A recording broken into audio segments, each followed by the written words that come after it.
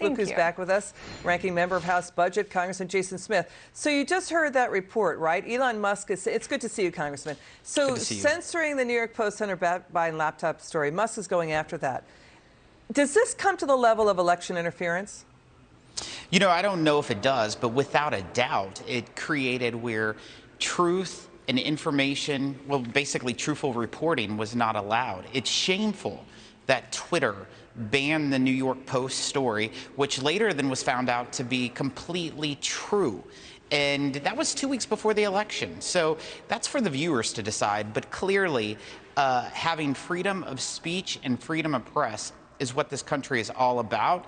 And it's good to see that Elon Musk is making sure that Twitter is going to be doing that. Yeah, and there's also this. There seems like stunning evidence of censorship on Twitter. Practically overnight, conservatives suddenly gained thousands of followers, but Democrats, even Barack Obama, lost thousands of followers. And Senator Josh Hawley is tweeting to Musk, open the books at Twitter to show who it's censored. So could that happen? Do you think that we're going to see more in how Twitter was censoring people like Charlie Kirk, the Babylon Bee, Tucker Carlson, doctors and scientists talking about the efficacy of vaccines and tweeting about the Wuhan lab, China potential lab leak of the pandemic?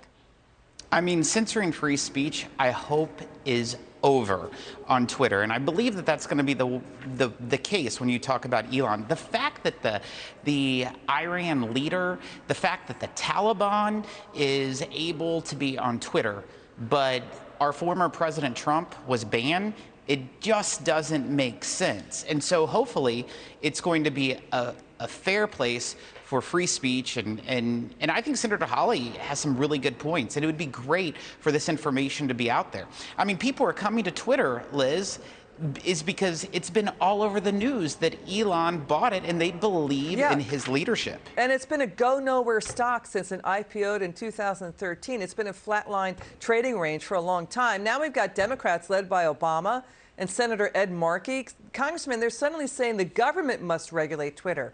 They're claiming it's for the children. They're floating a new Democrat slogan, algorithmic justice. And Obama has even suggested Twitter turn into the government their algorithms. So this is along the lines of, we must abridge your speech to protect our power. Liz, the Democrats are all about command and control over the lives of all Americans. The Democrats have been able to control conservatives through Twitter. They're afraid they're not going to be able to control freedom of speech now on Twitter with Elon Musk. Democrats say that they believe in diversity, but they definitely don't believe in diversity of ideas or thought or speech. And that is why now they're pushing for laws to control that. Okay, let's watch the media meltdown still going on over this. Watch this.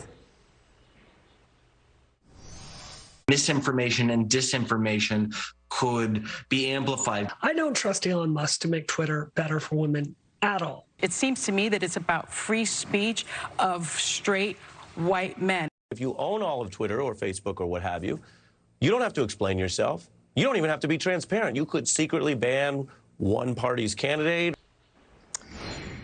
So Ari Melber's getting mocked because that's what's been going on for Twitter for some time.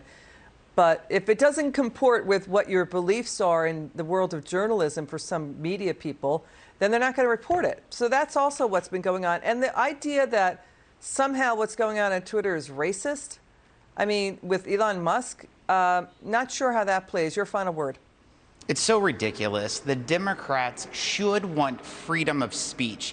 They shouldn't want to control speech. Americans want freedom of speech. That is why they're flocking to Twitter right now, is because they want a social media outlet that they can speak freely. Congressman Jason Smith, always a pleasure. Come back soon. Thanks for spending time with us.